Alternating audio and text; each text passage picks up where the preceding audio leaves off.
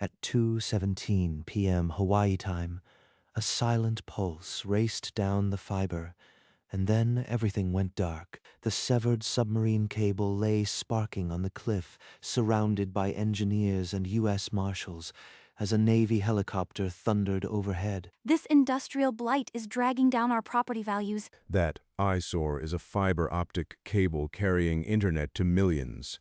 Cutting it would be catastrophic. Millions of people don't live in our HOA, George.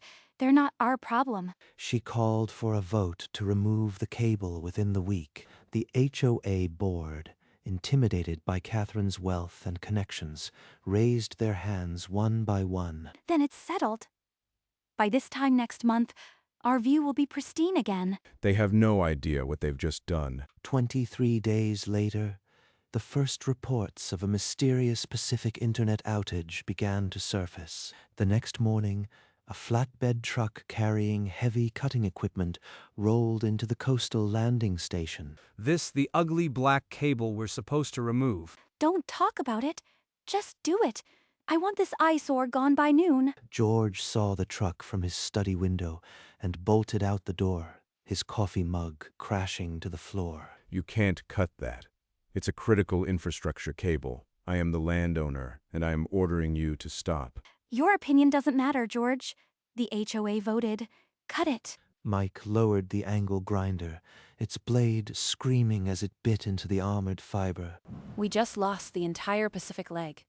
Sensors are screaming across the board. Within seconds, network monitoring screens from Honolulu to Guam erupted in red. This isn't just a fiber cut. We've lost 67% of capacity to multiple regions. In the financial district, trading screens flickered as automated sell-offs rippled through Pacific markets. At a hospital in Honolulu, a surgeon's telemedicine link to a specialist in Tokyo froze mid-consult, the screen going black. Catherine caught the breaking news banner from her sofa. Pacific Internet blackout, cause unknown. They can't trace it back to us. It was just an ugly wire. At that moment, the secure line in George's study rang. A voice he hadn't heard in years spoke without preamble. The caller didn't need to identify himself. He simply said the cable was a defense asset, and the damage had already reached the Pentagon. This isn't a telecom problem anymore. It's a national security crisis. Across the region, hospitals scrambled to back up satellite links, but the lag made robotic surgeries impossible. This is out of control, but I followed the rules. The HOA approved it. Then Catherine's personal cell buzzed. The FCC director was calling, and this time she couldn't ignore it. I had nothing to do with any outage. The HOA hired contractors to remove an ugly wire. Talk to them. But the FCC director wasn't asking. He was informing her that the damage had already surpassed $300 million. You are threatening me over a landscaping decision.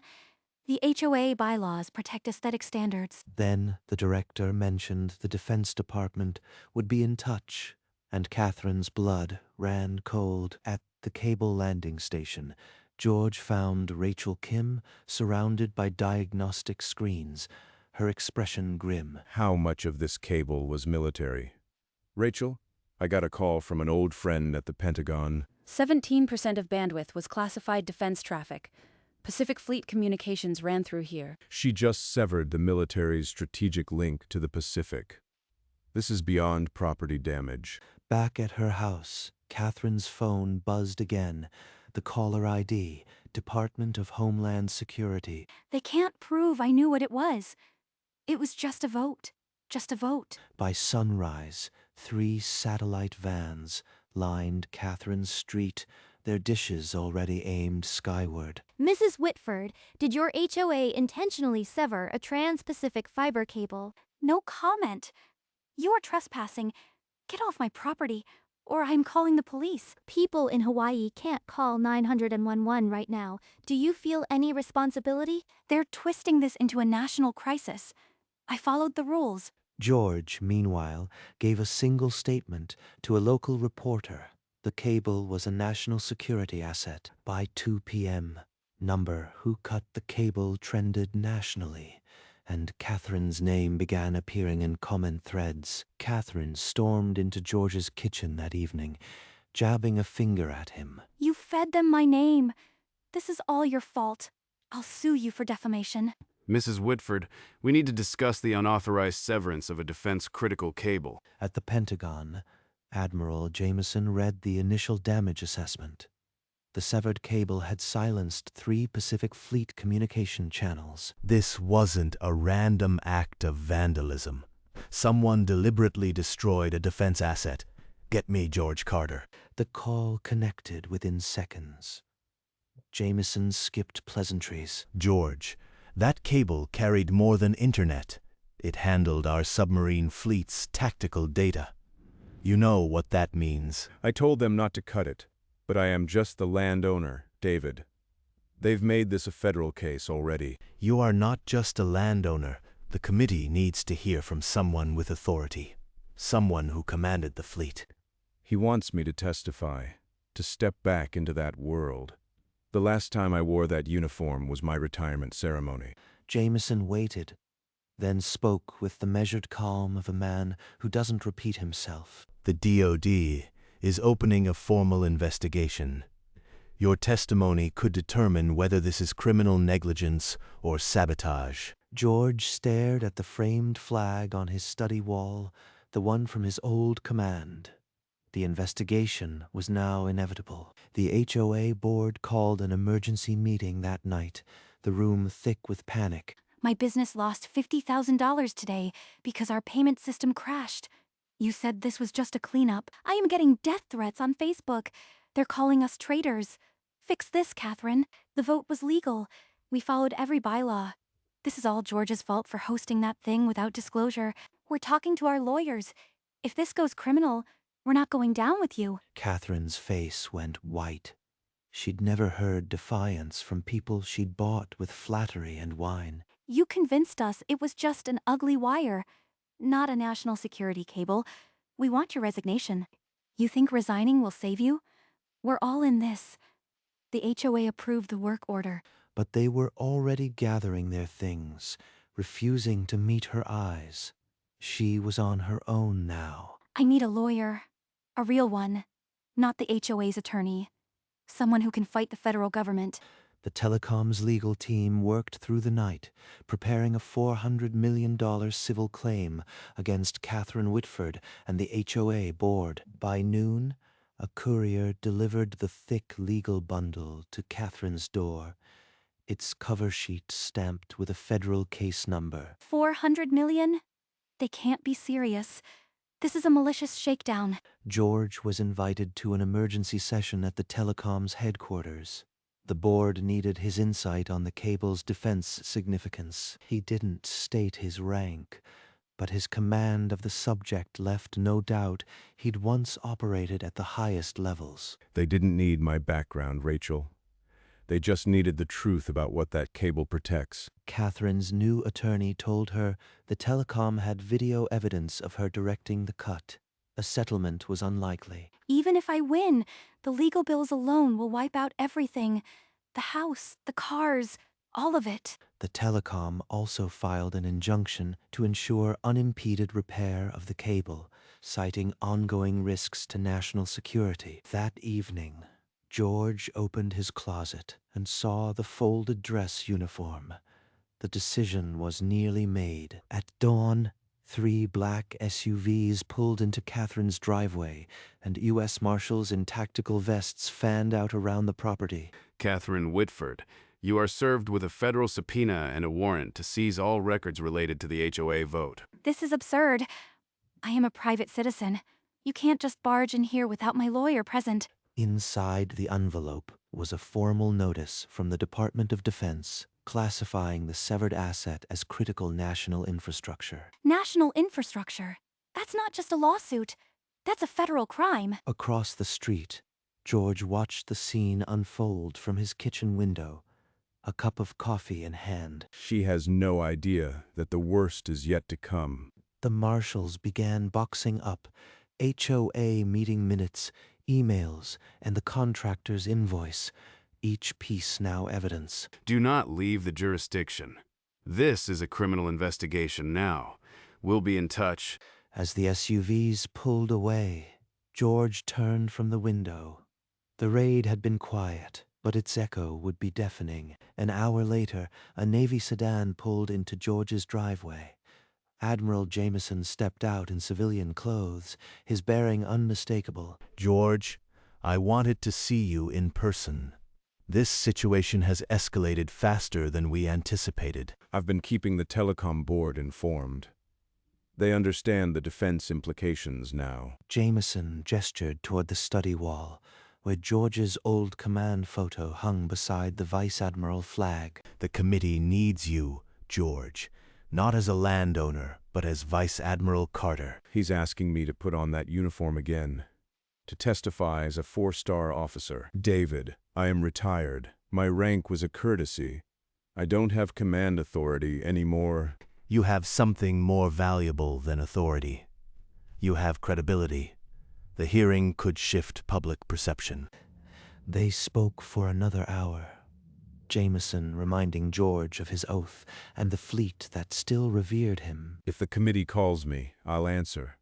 But I won't wear the uniform unless it's absolutely necessary. 2 days after the raid, a federal arrest warrant was issued for Catherine Whitford. She was in her living room when 4 U.S. Marshals entered, this time with handcuffs. Catherine Whitford, you are under arrest for intentional destruction of critical national infrastructure. This is a travesty.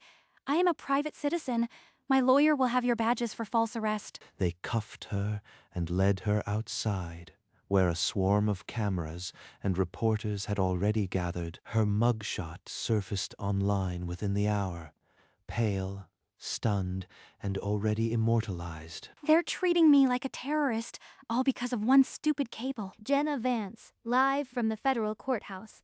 Catherine Whitford faces charges that could land her in prison for decades. The judge denied bail, citing flight risk and the unprecedented scale of the damage. Public outrage solidified. The real reckoning, however, would unfold in a congressional hearing. The morning before the hearing, a staffer delivered a subpoena to George's study. They're not asking anymore. This is a direct order to appear before the Armed Services Committee. He opened his closet and stared at the row of uniforms, his vice admiral dress whites still pressed and waiting. I said I wouldn't wear it unless necessary. This is necessary. He lifted the uniform from its hanger and felt the weight of the fabric, the weight of a past he'd left behind. To the committee, I'm just a landowner, but as a vice admiral, my words carry the authority of the fleet. He placed his medals on the chest of the uniform, each one a reminder of service and sacrifice. I've made my decision. I'll wear the uniform. Jameson's reply was brief but firm. Good. The country needs to see what real leadership looks like. That night, he laid out his uniform in the study, the stars on his shoulder boards catching the last light. The morning of the hearing, Catherine's attorney met her in a small, windowless room adjacent to the courthouse. He laid out the prosecution's case file. Video of her directing the cut, the HOA minutes, and a signed statement from Mike, the contractor. They have everything. Every order. Every dismissal of warning. I can't argue ignorance now. Her attorney told her the federal prosecutor had offered a deal, plead guilty to a lesser charge, 5 years minimum, and full financial restitution. 5 years. For a landscaping mistake. That's absurd. Can't you fight this? But then her attorney placed a single sheet of paper on the table, a rejection notice for the plea deal. The prosecutor withdrew the offer. New evidence had emerged. The cable's defense purpose was clearly classified in HOA documentation. They're not offering me anything now. I am looking at decades. Decades. My life is over. Everything I built. Everything. She broke down, tears streaming, as the reality of her situation finally consumed her. The gavel struck twice, and the Armed Services Committee hearing began in a chamber packed with media and military personnel. In a small holding room, Catherine stared at a closed-circuit monitor, her hands cuffed to a chain bolted to the table. They're making me watch, forcing me to see how this all ends. The chairperson called the first witness, George Carter, landowner and former service member. George walked to the stand, his expression unreadable, wearing a gray civilian suit that betrayed nothing of his past. Catherine leaned toward the screen, her breath shallow. He took the oath, then sat, hands folded on the table. The room fell silent. This is it. The moment they learn who I really am. The prosecutor approached the stand, the opening question hanging in the air like a blade. But before the question came, George turned his head slightly, as if feeling the weight of 1,000 eyes, including those from a small holding room nearby. Instead of answering, George rose from his chair and unbuttoned his gray suit jacket. He slipped it off and laid it on the back of the chair, revealing the full dress whites of a vice admiral beneath. The committee members gasped. Cameras flashed. A murmur like a wave passed through the chamber. Let the record show that the witness is retired Vice Admiral George Carter, former commander of the United States Pacific Fleet. In the holding room, Catherine's mouth opened, but no sound came. She shook her head slowly, unable to process the image on the screen. No, he's just a neighbor. He's nobody. The cable Catherine Whitford ordered severed was not simply a utility. It was a classified defense asset, carrying tactical data for the United States Navy. Catherine's hands began to tremble uncontrollably. The chain rattled against the table. A vice admiral? I cut a vice admiral's cable. Oh, God. Back in the chamber, every retired Pacific Fleet veteran watching felt a surge of personal anger. George Carter had carried their honor, and someone had tried to make it small. George stepped forward, his voice carrying through the silent chamber as he began to detail the cable's true purpose. This single cable handled 17% of all defense communications between North America and the Pacific Theater. The committee sat rigid, the weight of his words settling over them like a blanket of ice. When that cable was cut, our submarine fleet lost real-time tactical data. For 11 hours, we were blind. In the holding room, Catherine sobbed quietly, each sentence from the screen driving another nail into her spirit. I told Mrs. Whitford personally that severing this cable would be catastrophic. She dismissed it as an eyesore. News feeds worldwide carried his testimony live, and public sentiment solidified against Catherine. Admiral Jameson, watching from the gallery, nodded slowly. This was the testimony the fleet had needed. The chairperson thanked George and announced that the committee would recommend maximum charges under the Espionage Act. As George stepped down, the weight of a nation's security rested lightly on his shoulders. His duty finally fulfilled. The trial lasted 6 days. On the 7th, the jury returned after only 90 minutes of deliberation. Catherine clutched the edge of the table as the foreman unfolded the slip of paper. On the count of sabotage of national defense infrastructure, the jury finds the defendant guilty. On the count of intentional destruction of critical communications, guilty. On conspiracy, guilty. Every count. They found me guilty on every single count. The judge set sentencing for a date 3 weeks out, noting the severity of the crimes. This can't be happening. I'm going to prison for cutting a wire. The marshals led her from the courtroom, her legs barely holding her weight. In the holding cell, she collapsed onto the bench, the sounds of her own sobs filling the space. The woman who wanted a prettier view now faced decades behind bars, her world reduced to a concrete box. The morning after the conviction, the telecom withdrew its $400 million civil suit, satisfied that justice had been served. The last splice is sealed. Traffic is flowing again. The Pacific is back online. The Navy issued a statement commending retired Vice Admiral George Carter for his decades of service and his pivotal testimony. The fleet wanted a ceremony, full honors. I told them you'd refuse. I didn't do this for medals, David. I did it because someone had to protect the men and women who still serve. Catherine's sentence was 22 years, but on that bright afternoon, the only sentence that mattered belonged to a quiet stretch of coastline. We installed new markers. No one will mistake this for an eyesore again. Good. Let it stand for what it really is. A lifeline to millions, and a shield for this nation. Later, as the sun set, George walked the beach alone, the repaired cable humming beneath the sand. The fight is over. The silence Catherine created is gone. Now it's just the waves and the duty I've always known. A week later, Jenna Vance opened her national broadcast with the story that had held the world's attention. What began as an HOA dispute ended with a retired vice admiral, a severed fiber cable, and a 22-year prison sentence. The broadcast showed George's calm testimony, the moment his uniform was revealed, and the gasps from the committee. It cut to Catherine's tear-streaked face as the jury read its verdict. Then to the empty Oregon beach where the cable now lay marked as critical infrastructure. Catherine Whitford's ignorance became a threat to national security. George Carter's silence became the very thing he had always been, a guardian. The segment ended with a shot of the new warning sign, "Was critical infrastructure.